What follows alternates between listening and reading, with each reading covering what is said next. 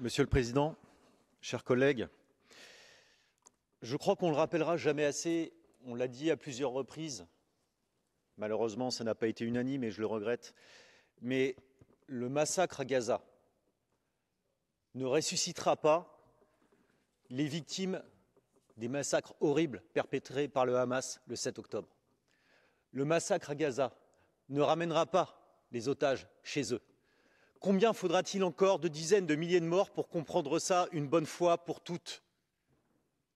Ça ne sert à rien. Les tenants de cette politique-là, ils attendent quoi? Combien de dizaines de milliers de cadavres encore à entasser pour voir que ça ne mène à rien?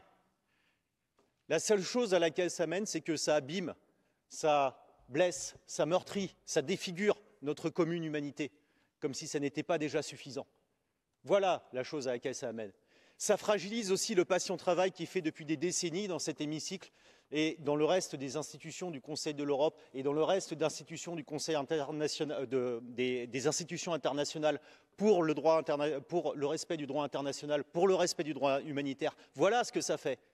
Ça mine tout ce qu'on est en train de construire et tout ce que celles et ceux qui nous ont précédés ont essayé de construire en matière de droits humains. Il faut que ça cesse immédiatement et je serai très court. Pour moi, l'urgence aujourd'hui, c'est vraiment qu'on se batte toutes et tous pour un cessez-le-feu immédiat.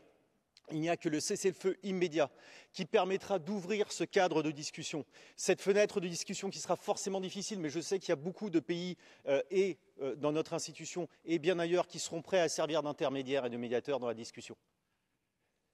Une fenêtre de discussion pour soulager les souffrances du peuple palestinien.